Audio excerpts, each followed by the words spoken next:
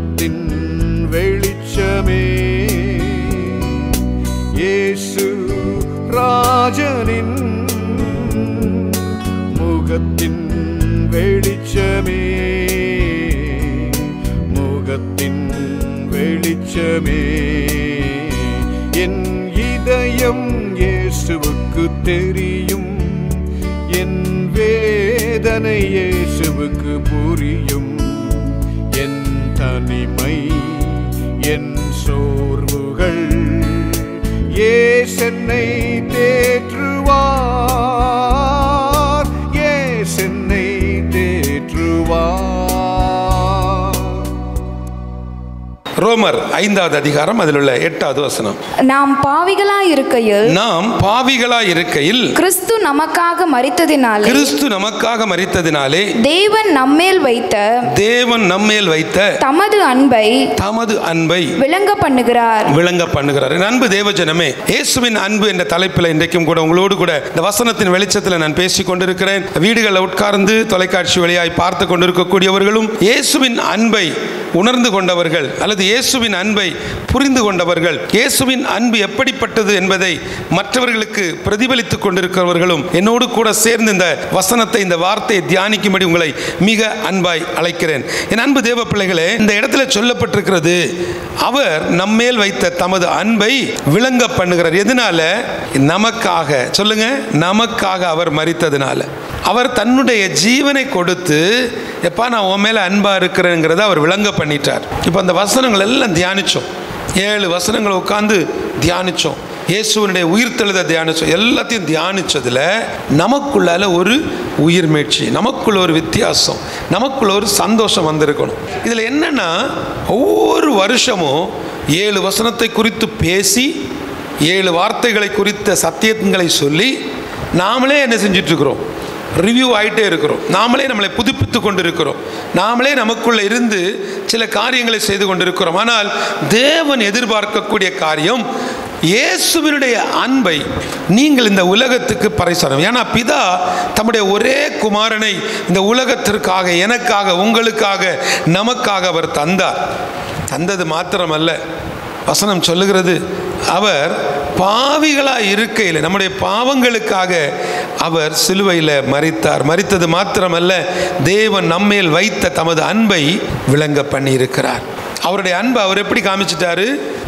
எனக்காக ஜீவனையே கொடுத்து, எப்போ நான் உன் மேலே அன்பாக இருக்கிறேன், நான் உனக்காக, உன்னுடைய வாழ்க்கைக்காக, உன்னுடைய எதிர்காலத்திற்காக, உன்னுடைய பலகீனத்திற்காக நான் என்னையே ஒப்படைச்சிட்டேன்னு சொல்லி என்ன செஞ்சிட்டாரு? எல்லாவற்றையும் கொடுத்து, இந்த கடைசி சொட்டு ரத்தத்தையும் கொடுத்து நம்மளை மீட்டு எடுத்துட்டார். எதுக்காக? நம்மை போல பாடுள்ள சில மனிதர்களை, நம்மை சுற்றி இருக்கக்கூடியவர்களை ஆதாயப்படுத்துவதற்காக. என்னோட திருப்பிக் கொள்ளுங்க, ரோமர் 8 அதில் 28வது வசனம். அன்றியும் அவருடைய தீர்மானத்தின்படி அழைக்கப்பட்டவர்களாய் தேவனிடத்தில் அன்பு கூறுகிறவர்களுக்கு சகலமும் நன்மைக்கு ஏதுவாக நடக்கிறதென்று அறிந்திருக்கிறோம்.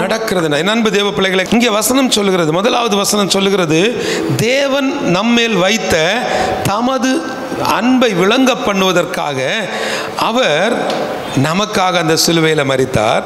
இந்த ரோமர் 8வது அதிகாரம் 28வது வசனத்தில் சொல்லப்பட்டிருக்கிறது, அவருடைய தீர்மானத்தின்படி அழைக்கப்பட்டவர்களாய் தேவனிடத்தில் அன்பு கூறுவர்களுக்கு சகலமும் நன்மைக்கு ஏதுவாக நடக்கிறது என்று அறிந்திருக்கிறோம். வாயினால சொல்லுகிற வார்த்தைகள் அல்ல, வாழ்க்கையில் செய்யணும். எல்லாவற்றையும் இழந்துட்டு நிற்கும் போது இந்த வார்த்தையை சொல்லணும், ஆமாண்டவரே நீங்கள் எனக்கு எது செய்தாலும் அது நன்மைக்குன்னு சொல்லணும். ஐசியூவில் வெளியில் நின்று கொண்டிருக்கும் பொழுது இந்த வார்த்தையை சொல்லணும், இந்த வசனத்தை ஏற்றுக்கொள்ளணும். எல்லாவற்றையும் இழந்து நம்மளை ஏமாற்றி குடும்பத்திலேருந்து சொத்தெல்லாம் அபகரித்து நம்மளை கொண்டு நடுத்தெருவில் விட்டிருப்பாங்களே, அப்போ சொல்லணும், உம்முடைய தீர்மானத்தின்படி அழைக்கப்பட்ட எனக்கு உம்மிடத்தில் அன்பு கூர்ந்தது நிமித்தம் எல்லாமே நன்மையாக தான் நடக்கும்னு சொல்லணும். எத்தனை பேர் அதை சொல்ல முடியும்? எத்தனை பேர் சொல்ல முடியும்? காரணம் என்ன தெரியுமா? எது நடந்தாலும் அவருடைய சித்தம் இல்லாமல் நடக்காது என்ற அந்த உணர்வு நமக்குள்ள இருக்கும்னு சொன்னா, என் அன்பு தேவ பிள்ளைகளை, நீங்க எந்த இடத்துலையும் எதையும் சமாளிக்க முடியும். பல நேரங்களில் வந்து சொல்லுவாங்க, பிரதர் ரொம்ப வருஷமா ஒரு வியாபாரம் தொடங்குறதுக்கு யோசிச்சுட்டே இருக்கிறோன்னு. யோசிச்சுட்டே இருக்கக்கூடியவங்க தொடங்க முடியாது. வீடுகளை உட்கார்ந்து இந்த வார்த்தையை கேட்டுக்கொண்டிருக்க யோசிச்சுட்டே இருப்பாங்க. சர்ச் ரொம்ப நாளாக ஒழுகிட்டே இருக்குது பிரதர், இந்த சைடெல்லாம் கட்டணும்பாங்க. நீங்கள் அப்படி யோசித்து நாங்கள் ஜெபிச்சுட்டே இருக்கோம்பாங்க. நீ கட்டவே மாட்டீங்க. அது ஒன்று மட்டும் நடக்கும், வருஷந்தோறும் அவர் வாக்குத்தத்தத்தை கொடுப்பார். ஆனால் அவர் தந்த ஞானத்தை பயன்படுத்தணும்.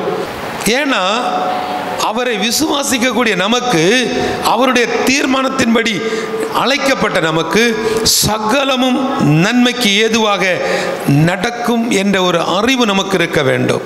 உட்காந்துட்டே இருந்துட்டு எப்படி நடக்குங்க? எப்படி நடக்கும்? இந்த வருஷம் முடிஞ்சிடும், அடுத்த வருஷம் முடிஞ்சிடும். பல நேரங்களில் ஊழியர் கூட்டங்களில் நான் சொல்லுவேன், இந்த வருஷம் எங்கள் சபையில் 1000 ஆத்துமாக்களை ஆதாயப்படுத்துவோம் என்று சொல்லி ஒரு பெரிய சர்ச்சில் உள்ள பாஸ்டர் சொல்கிறார். நான் கேட்குற கேள்வி, 1000 பேரை நீங்கள் ஆதாயப்படுத்தணும்னு சொன்னால் அந்த 1000 பேரும் வந்தால் எங்கே உட்கார வைப்பீங்க? இவருக்கே தெளிவாக தெரியும் ஆதாயப்படுத்த போகிறதில்லை. வசனம் தெளிவாய் சொல்லுகிறது, ரட்சிக்கப்படுகிறவர்களை கர்த்தர் அனுதினமும், அவ்வளோதான். நாம் ஊழியம் தான் செய்கிறது. மனம் திரும்புதல், ரட்சிப்பு, சர்ச்சுக்குள்ளே கொண்டு வந்து உட்கார வைக்கக்கூடிய எல்லாமே யாருடைய வேலை? கர்த்தருடைய வேலை. ஆனால் உள்ளே வந்ததுக்கப்புறம் அந்த விசுவாசியை உள்ளே இருத்துறதுக்கு, ஸ்திரப்படுத்துவதற்கு, அந்த விசுவாசி அந்த சபைக்குள்ள இந்த சத்தியத்தை மேய்ந்து கொள்வதற்கு வேலை செய்ய வேண்டியது, அல்லது உழைக்க வேண்டியது, அல்லது ஜெபிக்க வேண்டியது, அல்லது கண்ணீர் விட வேண்டியது, அந்த ஆத்துமாவுக்காக திறப்பில் நிற்க வேண்டிய பெரிய பொறுப்பை சபை மேற்படுறதுல கர்த்தர் கொடுத்திருக்கிறார். ஆமாம், சபைகளிலிருந்து ஆத்துமாக்கள் போகும் பொழுது அமைதியாக இருக்கக்கூடாது. இந்த வாரம் 10 பேர் வரலன்னா உடனே என்ன செய்யணும்? ஓடி போய் என்னாச்சு, ஏன் வரலன்னு அவர்களிடத்தில் என்ன செய்யணும்? கேட்கணும். அந்த காரியத்தில் நாம் கவனமாக இருக்கணும். என் அன்பு தேவ பிள்ளைகளே, நீங்கள் அவரை நம்பி இருப்பீர்கள் என்று சொன்னால், அவரிடத்தில் நீங்கள் அன்பு கூறுவீர்கள் என்று சொன்னால், அவர் உங்களுக்கு செய்யக்கூடிய மிகப்பெரிய நன்மை, அவர் உங்களை கொண்டு அந்த அழைப்பை நிறைவேற்றுவார். உங்களுக்கு கொடுக்கப்பட்ட தரிசனத்தை நிறைவேற்றுவார். இந்த வருஷம் உங்களுக்கு சொன்ன வார்த்தைகளை என் ஆண்டவர் அப்படியே நிறைவேற்றுவார். 1ஆம் தேதி ஒரு வசனத்தை கொடுத்தாரு, அடுத்த 1ஆம் தேதி இன்னொரு மேகசினில் ஒரு வாக்குத்தத்தம் வந்துச்சு. அப்புறம் அடுத்த நாள் காலையில் வாட்ஸ்அப்பில் ஒரு வாக்குத்தத்தம் வந்துச்சு. சரி, மொத்தத்தில் வந்தது எல்லாமே வசனம்தான், வந்தது எல்லாமே வாக்குத்தத்தம் தான், வந்தது எல்லாமே ஆசீர்வாதமான வார்த்தை தான். இப்போ என் கேள்வி என்னென்னா, கன்ஃபியூஷன், குழம்பிட்டீங்க. கர்த்தர் உங்களுக்கு அன்றைக்கு ராத்திரி நேரத்தில் உங்களுக்கு தந்த வார்த்தை என்னாச்சு? சபையில் கம்பீரமாக போய் மெய்ப்பனுடைய கரத்திலிருந்து ஒரு வார்த்தையை வாங்கினீங்களே, அந்த வார்த்தை என்னாச்சு? தினமும் அந்த வார்த்தை நிறைவேறுவதற்காக பிரயாசப்படணும். தினமும் அந்த காரியம் என்னாச்சு? முடிவு பரியந்த நிலைநிற்கிறவன் தான் ரட்சிக்கப்படவே முடியும். ஒரே நாளில் ரட்சிப்பு, மனம் திரும்புதல் எல்லாம் முடிஞ்சிருச்சுன்னு சொல்லி ஒரு நல்ல கேக் வெட்டி கொண்டாடிட்டு நான் ரட்சிக்கப்பட்டுட்டேன், என்னுடைய டேட் இதுதான் சொல்லிட்டு ஒதுங்கிட முடியாது. இந்த உலகம் அப்படிப்பட்ட ஒரு உலகம். இந்த உலகம் கடைசி மணித்துளிகள், கடைசி செகண்டில் வைக்கப்பட்டிருக்கிறது. அப்போ நம்ம என்ன செய்துதான் ஆகணும்? ஊழியம் செய்துதான் ஆகணும். கொடுக்கப்பட்ட இந்த தருணங்களிலே ஆகிலும் அவருடைய ஊழியத்தை நாம் செய்ய வேண்டும். அடுத்ததாக இங்கே இன்னொரு காரியத்தை நம்ம தியானிக்க வேண்டியது. 1 கொரிந்தியர் 8வது அதிகாரம் 1வது வசனம். விக்கிரகங்களுக்கு படைக்கப்பட்டவைகளை குறித்த விஷயத்தில், விக்கிரகங்களுக்கு படைக்கப்பட்டவைகளை குறித்த விஷயத்தில் நாம் எல்லாருக்கும் அறிவு உண்டென்று நமக்கு தெரியுமே. அறிவு இருமாப்பை உண்டாக்கும், அன்போ பக்தி விருத்தியை உண்டாக்கும். இங்க நமக்கு சொல்லப்பட்டிருக்கக்கூடிய முக்கியமான ஒரு காரியம், நம்முடைய அறிவின் மிகுதியினால பல நேரங்களில் ஆதாயப்படுத்த வேண்டிய ஆத்துமாக்களை இழந்து கொண்டிருக்கிறோம். புரியுதா உங்களுக்கு? நம்முடைய அறிவின் மிகுதியினால், அது உங்களுக்கு ரொம்ப புரியும்படியாக சொல்லணும்னு சொன்னால், நாங்கள் அவங்க வீட்டிலேருந்து தந்து விட்டால் நாங்கள் சாப்பிட மாட்டோம். அவங்க ஏதாவது படைச்சிட்டு கொடுத்துருப்பாங்க, நாங்கள் சாப்பிட மாட்டோம், நாங்கள் அதை தொட மாட்டோம். ஆனால் நாங்கள் கிறிஸ்மஸுக்கு கேக்கு கொடுத்தா மட்டும் அவங்க சாப்பிடணும். நீ எங்கே போனாலும் உங்கள்கிட்ட கேட்குறது ஒன்று தான், அவங்க கொடுக்குற அந்த ஒரு அன்பு நிமித்தம் கொடுக்கக்கூடிய ஒரு உணவை சாப்பிட்றதுக்கோ அந்த உணவை தொடுறதுக்கோ நமக்கு தைரியம் இல்லை. ஏன்? இயேசுவின் இரத்தத்தை விசுவாசிக்கிறவர்கள், இயேசுவினுடைய இரத்தத்தினால கழுவப்பட்டவர்கள். இயேசுடைய இரத்தம் எல்லா விதமான பாவங்களையும் சுத்திகரிக்கும். அதெல்லாம் சுத்திகரிக்கக்கூடிய அந்த இயேசுவின் இரத்தத்தை தெளிச்சிட்டு சாப்பிட வேண்டியது தானே. எதுக்காக நான் சொல்றேன்னா, நான் இயேசுவின் இரத்தத்தினால கழுவப்பட்டிருக்கிறேங்கிற உறுதி. அந்த உறுதி இல்லாதவனுக்கு தான் அஸ்திபாரம் ஆடும். அந்த உறுதி நமக்குள்ள இருக்கணும்.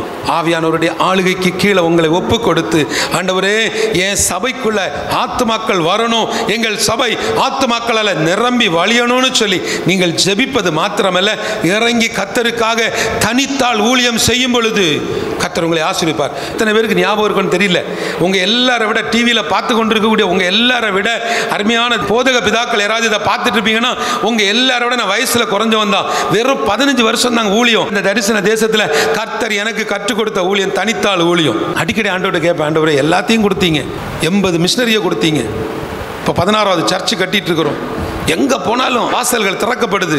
அந்த அழிந்து போகிற கூட்டத்திலிருந்து, அறியாமையிலிருந்து, அக்னியிலிருந்து, மூட பழக்க வழக்கத்திலிருந்து ஒரு கூட்டம் ஜனங்களை அவருக்கு மந்தைக்கு கொண்டு வரணும்.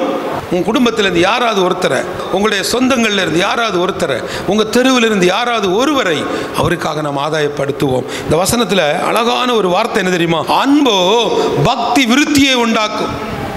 ஐயா, கிறிஸ்துவை பற்றி அறியாத, கிறிஸ்தவர்கள் அல்லாத அநேகர் சேர்ந்து, அநேகர் ஒன்றிணைந்து ஒரே இடத்துல ஒரே தெருவில் அழகாக கடைகளை நடத்தி வருகிறார்கள், வியாபாரம் செய்து வருகிறார்கள், ஒரே தொழிலை செய்கிறார்கள், ஒரே தெருவில் இருந்து செய்கிறார்கள்.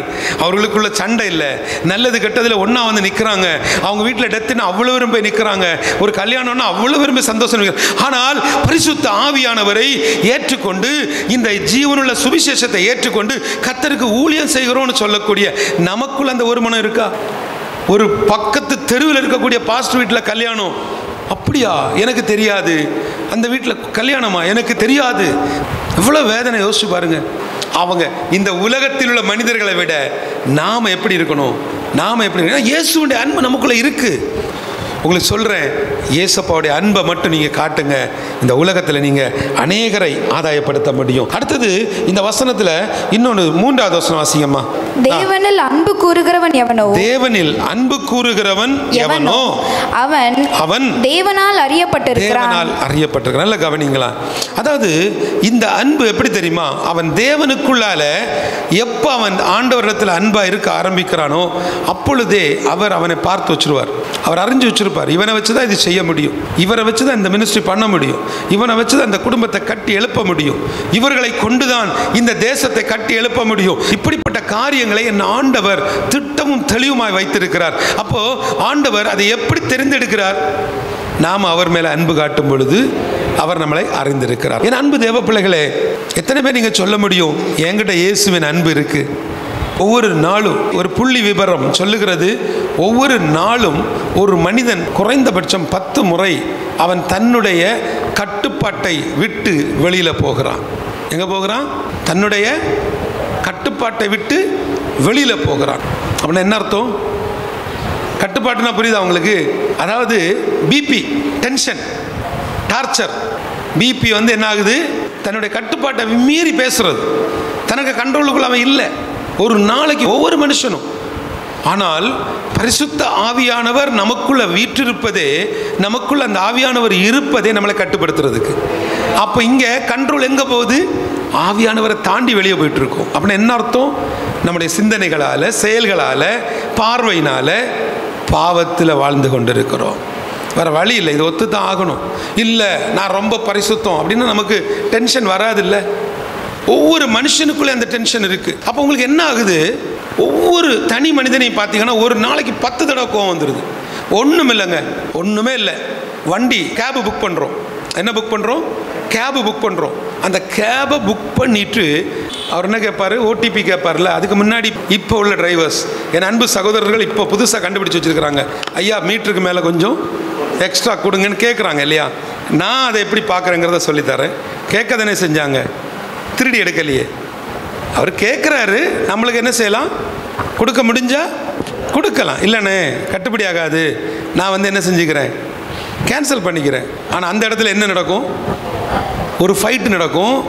அந்த ஃபைட்டில் ஒரு வேலைக்காக அவர் போயிட்டுருக்கிறாரு, அவரை நம்ம டென்ஷன் ஆக்குறோம்.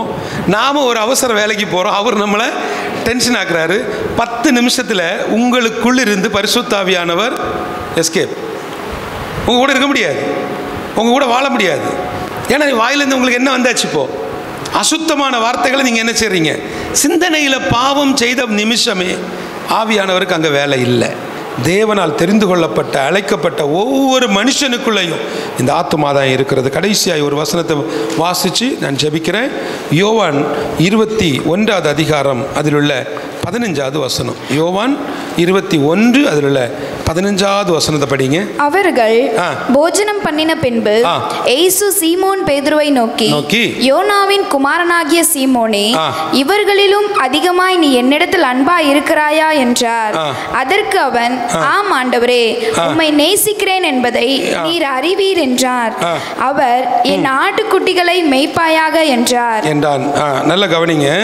இங்கே இந்த 15லிருந்து 17 வரைக்கும் பார்த்தீங்கன்னு சொன்னா 14வது வசனத்தை படிங்கம்மா. யோவான் 21 அதில் உள்ள 14வது வசனம். இயேசு மரித்தோரிலிருந்து எழுந்த பின்பு தம்முடைய சீஷருக்கு அருளின தரிசனங்களில் இது 3வது தரிசனம். இப்போ இயேசு உயிர்த்தெழுந்ததுக்கு அப்புறம் நான் யோசிக்கிறேன், உயிர்த்தெழுந்த இயேசு தன்னோடு இருந்தவர்களுக்கு 3 தடவை தரிசனம் கொடுத்துருக்கிறார். கொஞ்சம் கற்பனை பண்ணி பாருங்களேன். இயேசுவே தன் கூட இருந்தவர்களுக்கு நான் உயிர் தெழுந்துட்டேன்னு 3 தடவை காமிச்ச பிறகுதான் அவங்களுக்குள்ள என்ன வந்துச்சு? விசுவாசமும் நம்பிக்கையும் பெருகினது. நம்ம பார்க்கவே இல்லை. ஏன்னா நமக்கு அவர் என்ன பண்ணிட்டாரு? முகமுகமாக தரிசனம் தரல. போகும்போது என்ன சொல்லிட்டாரு? போகும்போது பரத்துக்கு ஏறும்போது சொல்லிட்டாரு, நான் போயிட்டு உங்களுக்கு ஒரு தேற்றரவாளனை அனுப்புகிறேன். அந்த பரிசுத்த ஆவியானவர் தான் இன்றைக்கு நம்மோடு கூட இருக்கிறார். விசுவாசிக்கிறீங்களா? அல்லேலூயா. என் அன்பு தேவ பிள்ளைகளை, இந்த நாட்களில் இந்த பாடு மரணத்தை தியானிச்சு இயேசுவின் அந்த உயிர்த்தெழுந்த இயேசுவை கொண்டாடி கொண்டிருக்கக்கூடிய இந்த நாட்களில் நீங்களும் நானும் எடுக்க வேண்டிய ஒரே ஒரு முடிவு, நான் ஒரு ஆத்துமாவையாவது இயேசுவுக்காக சுதந்தரிப்பேன். ஒருத்தரையாவது நீங்க ஒருத்தர் போய் ஆண்டோட அன்பை சொல்லுங்க.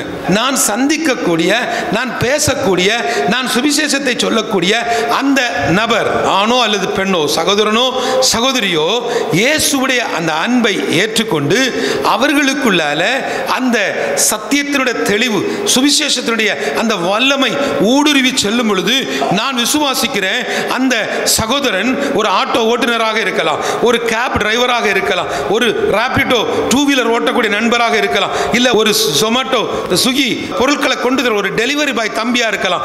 யாரோ ஒருத்தர் அவருக்கு என் மூலம் அந்த ஆத்தும ஆதாய சுவிசேஷம் போகிற அடுத்த நிமிஷம் வசனம் சொல்லுகிறது, ரட்சிக்கப்படுகிறவர்களை கர்த்தர் அனுதினமும். அது அவருடைய செக்ஷன். அது என்னுடைய வேலையை நான் கரெக்டாக செஞ்சுட்டா போதும். சரியான நேரத்தில் அந்த சகோதரனை கொண்டு போய் ஒரு சபைக்குள்ளே கர்த்தர் என்ன செய்வார்? சேர்ப்பார். அதுக்கப்புறம் என்ன நடக்கும்? அந்த சபையினுடைய மேய்ப்பர் அவனை என்ன செய்யணும்? வசனத்துக்குள்ள வழி நடத்தணும். அப்போ இங்கே நான் பார்க்குறேன், அவர் என்னிடத்துல என்ன எதிர்பார்க்கிறார்? இயேசுடைய அன்பில் 3வது காரியம் என்ன? அவர் என்ன எதிர்பார்க்கிறாரு? நீ ஆட்டுக்குட்டிய மேய்ப்பாயாக. அப்படி என்ன அர்த்தம்? இந்த உலகத்துக்கு நீ என்ன சொல்லுவியாப்பா? இந்த உலகத்துக்கு நீ என்ன சொல்லணும்?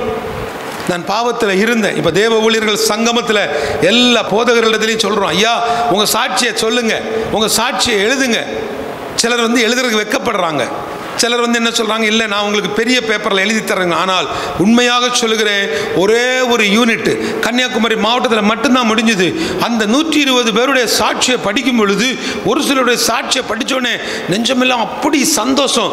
எழுத படிக்க தெரியாத, ஒரு நேர உணவுக்கு வழி இல்லாத, ஜாதி ரீதியாக மத ரீதியாக துன்புறுத்தப்பட்டு புறக்கணிக்கப்பட்டு தூக்கி எறியப்பட்ட கந்தைகளை இயேசுவினுடைய இரத்தம் பரிசுத்தப்படுத்தி இன்றைக்கு அந்த ஊருக்கு, எந்த ஊருக்குள்ள ஆகாத கல்லுன்னு தூக்கி எறிஞ்சாங்களோ அதே கல்லுக்குள்ள அப்படி கம்பீரமா ஒரு போதகராக, ஒரு தேவ ஊழியராக, ஒரு மேய்ப்பனாக, ஒரு தீர்க்கதரிசியாக, ஒரு சுவிசேஷகனாக என் ஆண்டவர் உயர்த்தி வைத்திருக்கிறார். தேவ ஊழியர்கள் இதை பார்த்துட்டு இருக்கிறீங்கன்னா ஒன்று தெரிஞ்சுக்கோங்க, இந்த உலகத்தில் நீங்கள் உங்கள் பிள்ளைகளுக்கு எதை விட்டுட்டு போவீங்கன்னு தெரியாது, என்ன சம்பாதிச்சு வச்சிருக்கீங்கன்னு நமக்கு தெரியாது. ஒன்றே ஒன்று, உங்கள் ஜீவனுள்ள சாட்சிகளை இந்த பொது தளத்தில், இந்த சோசியல் மீடியாவில் விட்டுட்டு போங்க. உங்களை பற்றி வேற எதுவும் எங்களுக்கு தேவையில்லை. நீங்கள் வச்சிருக்கக்கூடிய சொத்து சுகம் கார் பங்களா இது ஒன்றும் எங்களுக்கு வேண்டாம். ஆனால் உங்கள் சாட்சி மட்டும் போதும். அந்த சாட்சி இயேசுவின் அன்பை இந்த உலகத்துக்கு பறைசாற்றும். இப்படியெல்லாம் கஷ்டப்பட்டா எனக்கு என்னப்பா கிடைக்கும்? நான் இப்படியெல்லாம் ஆண்டவருக்காக ஊழியம் செஞ்சேன், எனக்கு என்ன கிடைக்கும்? யாக்கோபு 1வது அதிகாரம் அதில் உள்ள 12வது வசனம். சோதனையை சகிக்கிற மனுஷன் பாக்கியவான், அவன் உத்தமன் என்று விளங்கின பின்பு கர்த்தர் தம்மிடத்தில் அன்பு கூறுகிறவர்களுக்கு வாக்குத்தத்தம் பண்ண ஜீவ கிரீடத்தை பெறுவான். அல்லேலூயா. என் அன்பு தேவ பிள்ளைகளே, இந்த வசனம் சொல்லுகிறது நீங்கள் சோதனையை சகிக்க வேண்டும். யாராவது ஊழியக்காரங்க இங்கே இருக்கீங்க, பார்த்துட்டு இருக்கீங்கன்னா, உங்களுக்கு வரக்கூடிய எல்லா சோதனைகளையும் என்ன செய்யணும்? பொறுமையாக சகிக்கணும். ஒருத்தர் கேட்டார், இந்த சோதனையெல்லாம் எப்போ முடியும்? அது முடியாது. ஏன்னா சோதனைகள் முடிஞ்சு ரூட்டு கிளியர் ஆகிட்டுன்னா நீங்கள் ஊழியம் செய்ய மாட்டீங்க. எல்லா ரூட்டும் கிளியருங்க, எல்லா விதத்திலையும் செட்டில் ஆகிட்டோம். யார் ஊழியம் செய்வா? இன்னைக்கு நம்மளை தொங்கலில் விட்டுருக்கிறாரு, சுத்தலில் விட்டுருக்கிறாரு, படாத பாடுபடுத்துகிறாரு, கஷ்டத்தில் விட்டுருக்கிறாரு. பிள்ளைங்களுக்கு ஃபீஸ் கட்ட வழி இல்லை, வீட்டுக்கு வாடகை கொடுக்க முடியல, இஎம்ஐ கட்ட முடியல. இவ்வளோ பாடுகளுக்கு மத்தியில் சோதனைகளை சகிச்சு நாம் ஓடுறோம். இதில் என்ன சொல்ல வருகிறேன்னு தெரியுதா உங்களுக்கு? இதுக்குள்ளே என்ன சத்தியம் இருக்குது தெரியுமா? ஆண்டவர் இங்கே சொல்லுகிறார், அவன் உத்தமன் என்று விளங்கின பின்பு. இந்த சோதனைக்குள்ளால உங்களிடத்தில் இருக்கிற பரிசுத்தத்தை, உங்களிடத்தில் இருக்கக்கூடிய அந்த உத்தமத்தை கர்த்தர் பார்க்கிறார். என்ன பிரச்சனை வரட்டுங்க, சில போதகர்களை பார்த்துருக்கிறேன், சில குடும்ப தலைவர்களை பார்த்துருக்கிறேன். எவ்வளவு பாடு வரட்டு, எத்தனை பிரச்சனை வரட்டு, பார்த்து கொள்ளலாம். ஆண்டவர் என் கூட இருக்கிறார், வசனம் என் கூட இருக்குது, என்னை யாராலையும் ஒன்றும் செய்ய முடியாதுன்னு விசுவாசத்தோடு இருப்பாங்க. கண்களுக்கு முன்பதாக கர்த்தர் அவர்களை உயர்த்தியதையும் மேன்மைப்படுத்தியதையும் அற்புதமாய் அவர் நடத்தினதையும் கண்கூட கண்டிருக்கிறோம். என் அன்பு தேவ பிள்ளைகளை, இந்த வசனம் சொல்லுகிறது, இங்கே கர்த்தர் தம்மிடத்தில் அன்பு கூறுகிறவர்களுக்கு வாக்குத்தத்தம் பண்ணின ஜீவ கிரீடத்தை கொடுப்பாரா? எத்தனை பேருக்கு அந்த ஜீவ கிரீடம் வேணும்? எத்தனை பேர் அந்த ஜீவ கிரீடத்தை வாஞ்சிக்கிறீங்க? நம்முடைய வாழ்க்கை சாதாரணப்பட்ட வாழ்க்கை இல்லைங்க. இந்த உலகத்தில் இருக்கக்கூடிய, வாழ்ந்து கொண்டிருக்கக்கூடிய தேவ பிள்ளைகளை பாருங்க. கர்த்தருக்காக நீங்கள் எழும்பி நிற்கும் பொழுது, கர்த்தருக்காக நீங்கள் வாழும் பொழுது, ஆண்டவருக்காக வாழ்ந்தவர்களுடைய மரணத்தில் நீங்கள் போய் பார்த்தா கூட முகம் எப்படி இருக்கும்? பிரகாசமாக இருக்கும், வெளிச்சமாக இருக்கும். அதுவே வேற மக்களை பாருங்க, அந்த முகத்தில் அந்த வெளிச்சமே இருக்காது. ஏன் தெரியுமா?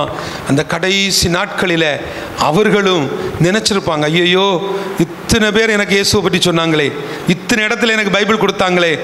ஏன்னா அவங்களுக்கு தெரியும், அந்த கடைசி நேரம் அவங்களுக்கு தெரியும், ஏதோ ஒரு விஷயம் இருக்குப்பா. வீட்டில் உட்காந்து இதை பார்த்து கொண்டு இருக்கிறவங்க, ஏதோ உங்களை மாற்றுறதுக்கு நாங்கள் பேசலை, உங்கள் மனசு மட்டும் மாறினா போதும், உங்கள் பேர் மாற வேண்டாம், நீங்கள் இருக்கிற இடம் மாற வேண்டாம், உங்கள் தெரு மாற வேண்டாம், சர்டிஃபிகேட் மாற வேண்டாம், கெசட்டில் மாற்ற வேண்டாம், உங்கள் மனசுக்குள்ள இயேசு வந்தா போதும்.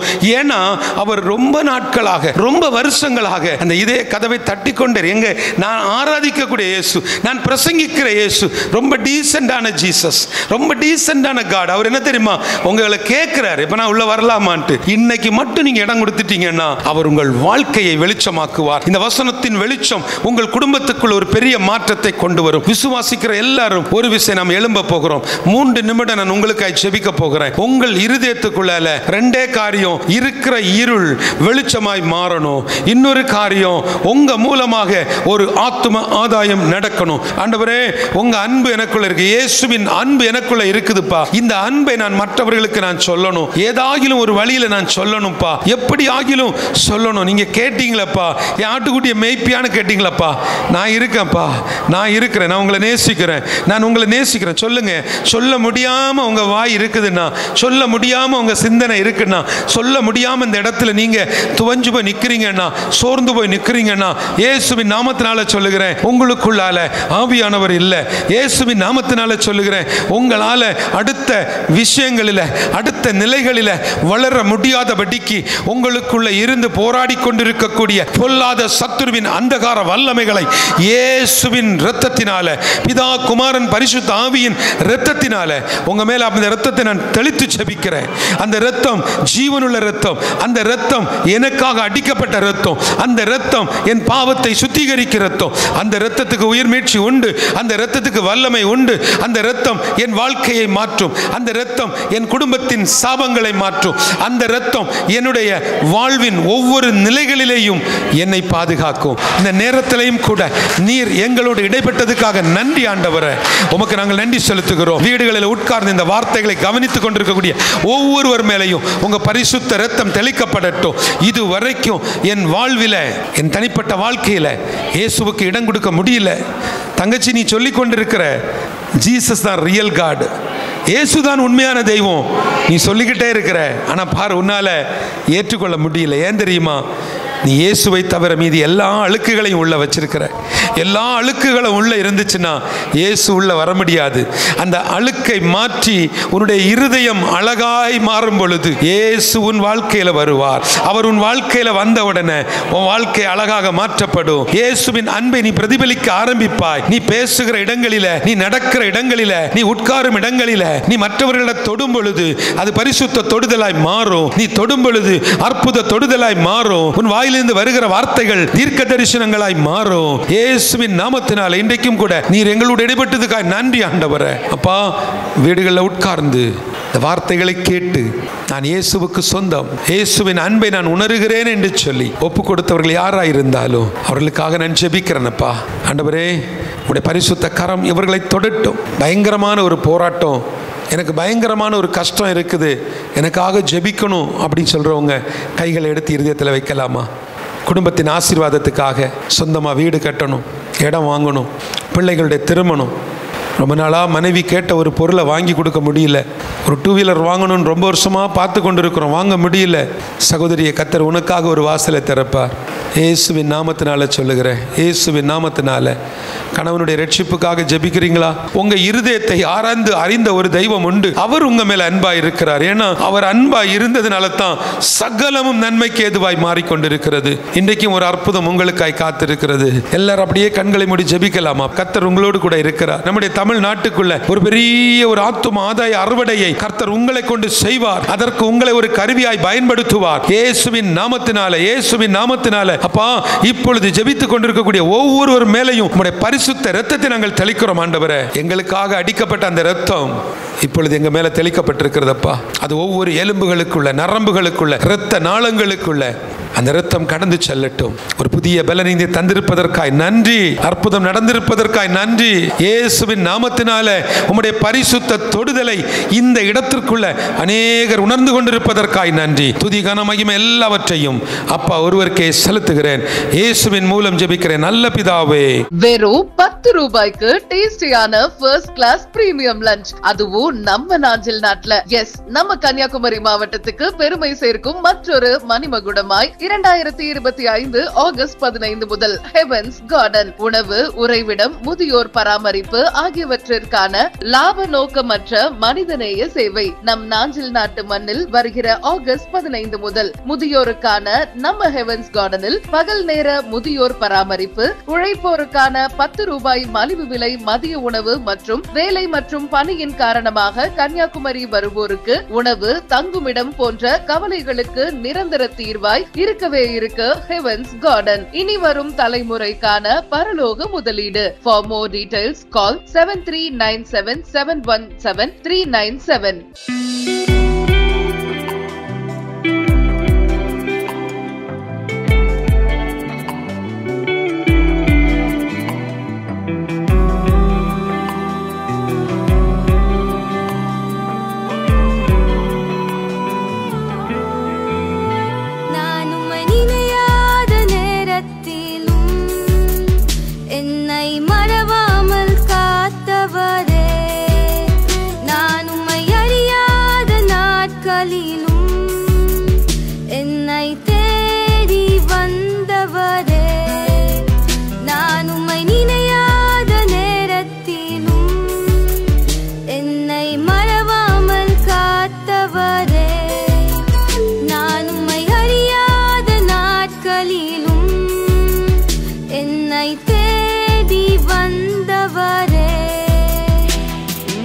நன்றி ஐயா, உமக்கு நன்றி.